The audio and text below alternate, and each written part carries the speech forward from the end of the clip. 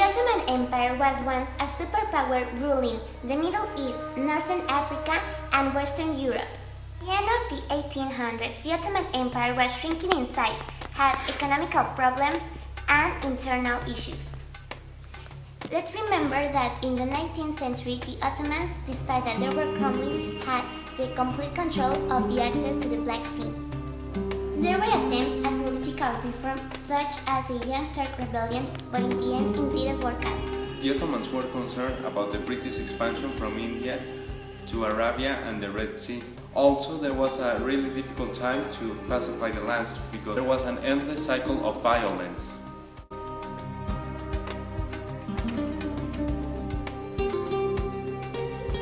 Was one of degradation as the Ottomans struggled to retain control of their empire. Thanks to this, in 1850, Tsar Nicholas I of Russia named the Turks as the Old Sick Man of Europe. In 1870, the Ottomans owed more than 2,000 million to the European banks. The annual repayments on their loans comprised more than the half of the national revenue.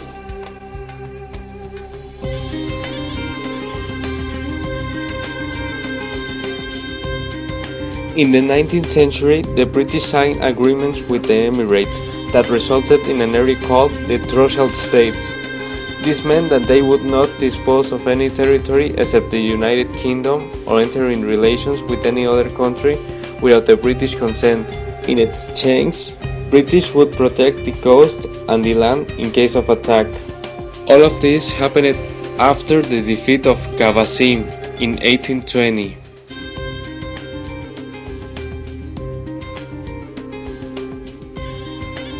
Syria was part of the Ottoman Empire, so the economy was based in trade by the ocean, and the biggest political figure was the Sultan. The Edict of Tanzimat in 1839 introduced sweeping European-inspired reforms to Ottoman military organization, farming, public administration, even uniforms and dress.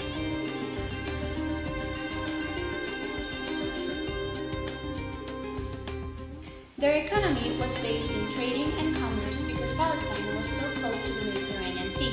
The decline of the Ottoman Empire and the beginning of World War I, me and my family were forced to leave Palestine because Great Britain was opening their doors to the Jews for them to be able to hide in Palestine, and Jews are starting to take over Palestine and our lands.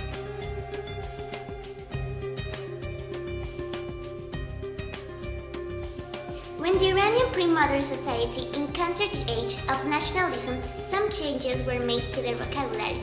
For example, the word mayad, before used for the people that were part of a religious community, was now used as nation. They introduced the basic ideals of unity, prosperity, and autonomy of the Iranian nation. Their works are devoted to the cultivation of love for the homeland, Hobby-Batan, as a spiritual need of their people.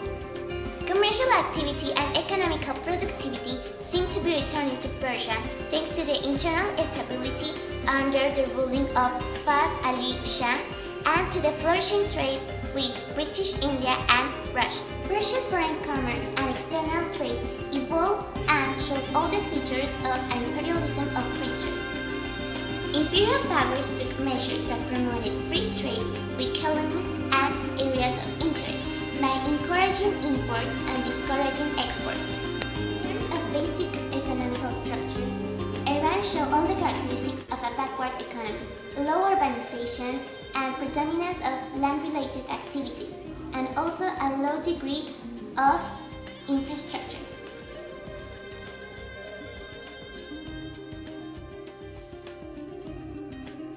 Yemen was the sole coffee producer in the world.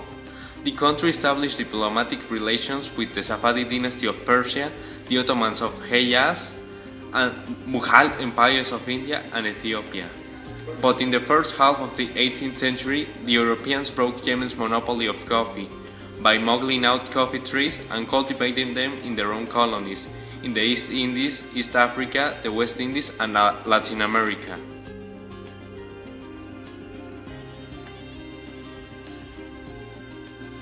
By the early 19th century, the first Saudi state extended to the most of the Arabian Peninsula, such as Mecca and Medina. Then, the second Saudi state by the 1824 regained political control of Saudi Arabia. As the Sultan expanded his rule, he took steps to ensure that his people enjoyed rights. Saudi Arabia is now an absolute monarchy. It hasn't changed a lot. Democracy Index and Freedom House gives it the lowest, not free. No political parties or national elections are permitted. The Economist rates the Saudi government as the fifth most authoritarian government out of 167.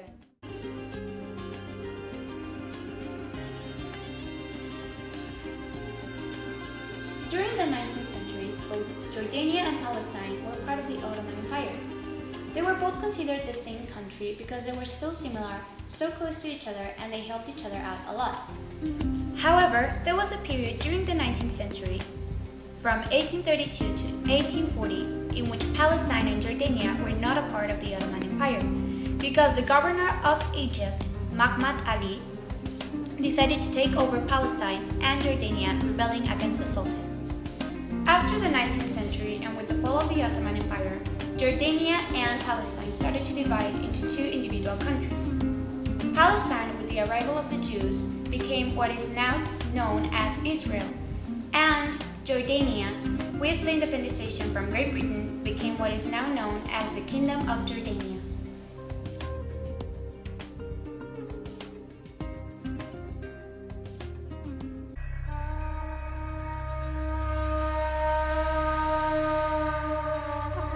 Sabah al-Khair. Marhaba. Selamlar. Assalamualaikum.